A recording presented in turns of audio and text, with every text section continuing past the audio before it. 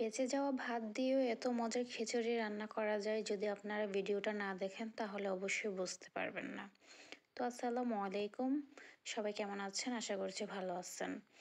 তো এইখানে আমি প্রথমে পেঁয়াজ ভেজে নিচ্ছি। পেঁয়াজ ভেজে নেওয়ার পরে ফ্রোজেন আদা রসুন বাটা ছিল, ওইটাও দিয়ে দিলাম। ওইটা দিয়ে দেওয়ার পরে কয়েকটা এলাচ, তারপর কয়েকটা তেজপাতা দারচিনি দিয়ে দিলাম।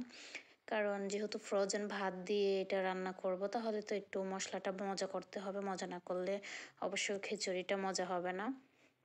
তো এখানে আদা রসুন পেঁয়াজ তো দেওয়াই হয়েছে। তারপরে এখানে হলুদ নুন মরিচ, তারপরে জিরা গুঁড়া, তারপরে হয়েছে গরম মশলা, তারপরে একটু বিরিয়ানির মশলাও দেওয়া হয়েছে, যেন এটাতে খুবই সুন্দর একটা ফ্লেভার আসে।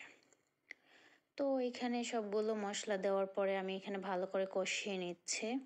তো ভালো করে কষিয়ে নেওয়ার পরে আমি এখানে ডালটা দিয়ে দিব, কারণ ভাতটা যেহেতু রান্না আছে, তো ডালটা আগে একটু সিদ্ধ হয়ে নিক।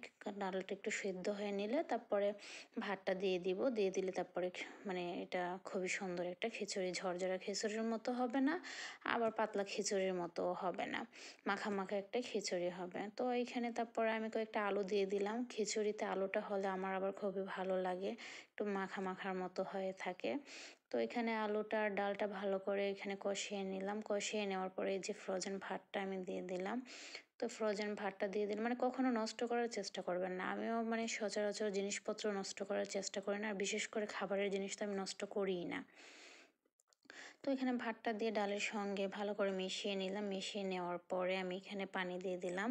তো পানি দিয়ে দেওয়ার পরে যেহেতু এটা ভাত দিয়ে দিয়ে রান্না করতেছি, সেজন্য এটা আসলে একটু মজা হওয়ার জন্য আমি একটু ঘি দিয়ে দিলাম। আসলে বলতে গেলে ভাতটা কিন্তু আমরা নর্মালি সাদা ভাত যে খাই ওইটা না, ওইটা ছিল পোলাওয়ের ভাত।